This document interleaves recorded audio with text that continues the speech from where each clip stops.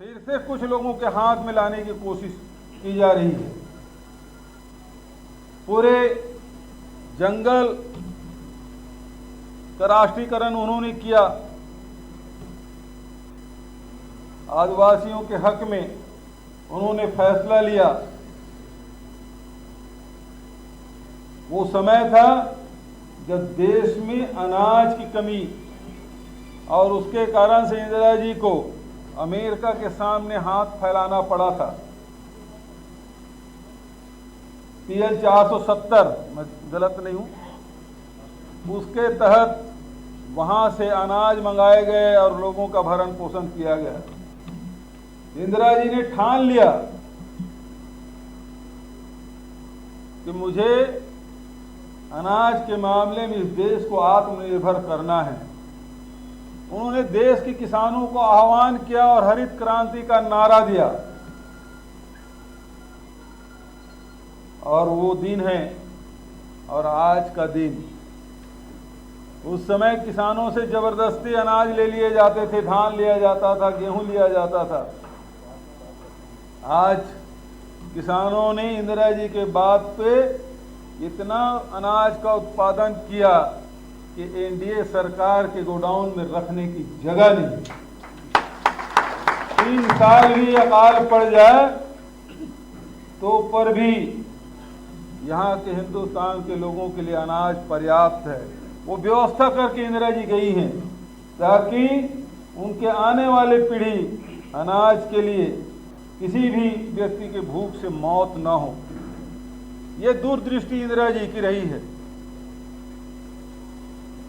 इंदिरा जी ने नेहरू जी के वो काम आगे बढ़ाए जिसमें सार्वजनिक उपक्रम के निर्माण हुए, उसको मजबूती देने का काम उन्होंने किया। चाहे वो भिलाई स्टील प्लांट हो, चाहे जितने भी हमारे नवरत्न हैं, उसको बढ़ावा देने का काम उन्होंने किया। जो भारतीय जनता पार्टी के लोग या विपक्ष के लोग ये कहते हैं कि 70 साल में कांग्रेस ने क्या किया, मैं गर्व के साथ कहना चाहता हूं कि आज एनडीए की सरकार, चाहे वो अटल बिहारी वाजपेयी प्रधानमंत्री रहे तब, चाहे अभी नरेंद्र मोदी जी प्रधानमंत्री हैं तब, जितने भी सार्वजनिक उपक्रमों को बेच रहे हैं वो नेहरू जी, इंदिरा जी के बनाए हुए जो सार्वजनिक उपक्रम हैं उसी को बेच रहे हैं। मैं पूछना चाहता हूं, आज कोरबा के बाल को बिक गया, क्या तुम्हारे परनाना ने बनाया था? क्या रेलवे स्टेशन बेच रहे तो तुम्हारे दादाजी ने बनाया था? क्या हवाई अड्डा बेच रहे हो उसको क्या तुम्हारे चाचा के दहेज में आया था? ये सब हमारे शासन काल में बने हैं। चाहे हवाई अड्डे हो, चाहे रेलवे स्टेशन हो, चाहे ONGC हो, ये सारी कंपनियां जो बनी हैं, ये नवरत्न बने हैं, वो हमारे शासन काल में बने हैं, जिसे बेच बेच के अपने पूंजीपति साथियों को उपकृत कर रहे हैं।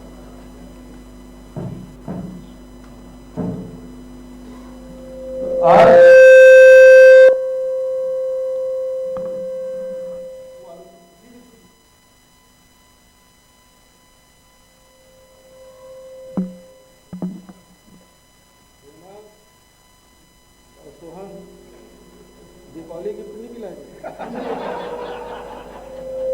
मोहन ने नहीं दिया? दिया है तो फिर गड़बड़ क्यों कर रहा है?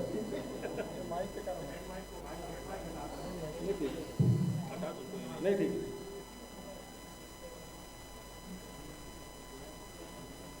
इंदिरा जी ने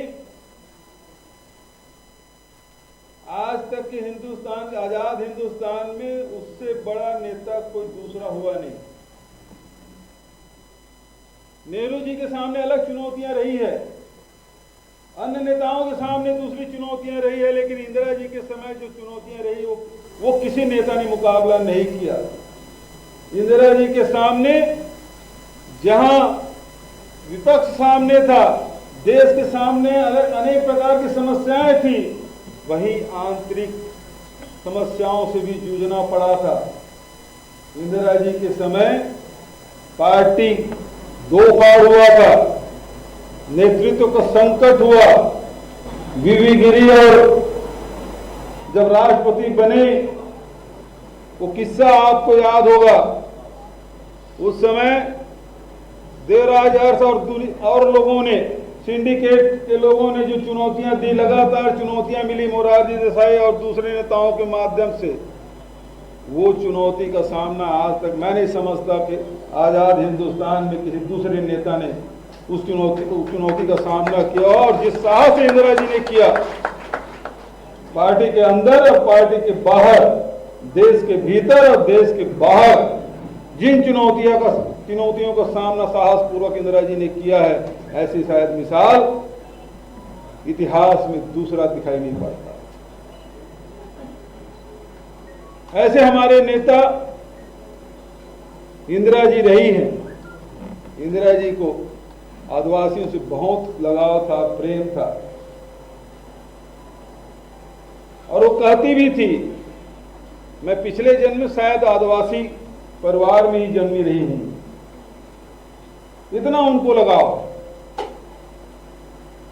आदिवासियों के साथ नृत्य करते हुए जो फोटो आपको इंदिरा जी कंधे से कंधे मिला के नृत्य कर रही है, उनकी वेशभूषा, उनके खान पान, उनके रहन सहन सबको बहुत करीब से देखती और समझती रही है और आत्मसात उन्होंने किया है।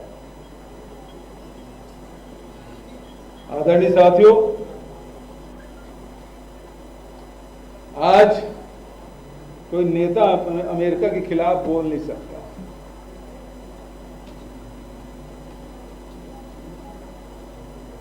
वो झुकने के लिए बोलते हैं तो लेट जाते हैं। लेकिन इंदिरा जी दुनिया के धमकियों के सामने झुकी नहीं, और शांति सेना उन्होंने बांग्लादेश में उन्होंने भेजा, और आज तक के इतिहास में आप देखें तो अलेक्जेंडर और उस समय के बाद समर्पण सबसे ज्यादा सेना, विश्व के इतिहास में सबसे ज्यादा सेना ने समर्पण किया है तो इंदिरा जी के सामने किया। 90,000 पाकिस्तानी सैनिकों ने आत्मसमर्पण किया। ऐसे उदाहरण शायद हिंदुस्तान में दूसरा।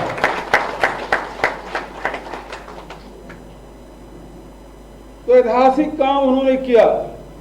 दुनिया में बहुत सारे राजनेता हुए, देश को आजादी दिलाई। महात्मा गांधी के रास्ते पर चलते हुए दुनिया के 19 देशों ने आजादी हासिल की, लेकिन दुनिया में किसी नेता ने नए देश का उदय नहीं कराया, और कराया तो केवल इंदिरा गांधी ने कराया। पाकिस्तान के 2 टुकड़े करके उन्होंने बांग्लादेश का निर्माण कराया। वो इंदिरा जी हमसे पूछते हैं, हमसे राष्ट्रभक्ति का प्रमाण मांगते हैं। अरे हमारी विरासत है, हमारे नेताओं ने देश के एकता और अखंडता के लिए अपने प्राणों की आहुति दी। ये लोग तो सत्ता के लिए दूसरे को बलि चढ़ा देते हैं। इनमें साहस नहीं है वो कह सके कि हाँ ये अपराध हमने किया है। महात्मा गांधी तो कोर्ट में खड़े होते, हाँ मैंने अपराध किया और जो सजा दे रहे वो कम दे रहे, और सजा दो।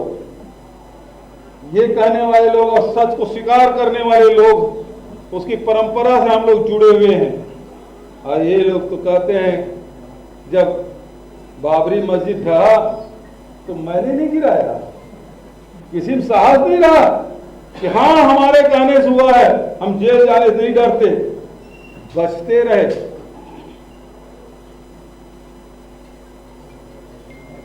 लेकिन हमारे नेता बढ़ के उन्होंने साहस दिखाया।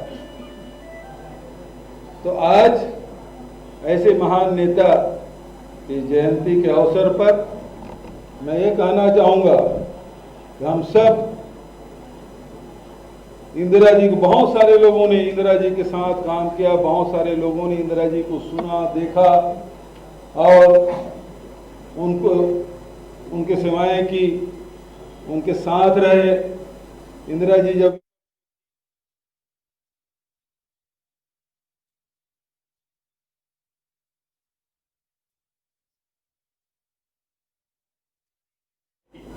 आप लोग थे ना, हाँ दीपक भैया हाथ उठा रहे हैं, तो पीढ़ी भी हमारे सामने है जिन्होंने इंदिरा जी को बहुत नजदीक से देखा। लेकिन आज इंदिरा जी नहीं है। उसके प्रेरणादायी जो कार्य हैं, उनके विचार हैं और कांग्रेस के सिद्धांत को आगे बढ़ाने के लिए जो उन्होंने कड़े कदम उठाए वो हमारे सामने हैं। विपरीत परिस्थिति में भी इंदिरा जी विचलित नहीं होती थी, चाहे कितना भी संकट आए, वो एक इंच भी अपने इरादे से हटती नहीं थी। इसीलिए उन्होंने कहा दूरदृष्टि, पक्का इरादा, नेक नियत, क्या कड़ा अनुशासन, एक ही जादू, कड़ी मेहनत, दूरदृष्टि और पक्का इरादा। पक्का इरादा।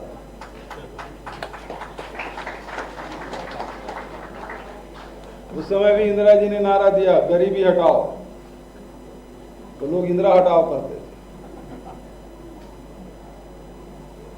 तो इंदिरा जी करिश्माई नेतृत्व की धनी रही है और उसे स्मरण भर करने से काम नहीं चलेगा, बल्कि देश में आज जो परिस्थिति है, जहां सांप्रदायिक ताकतें सर उठा रही हैं,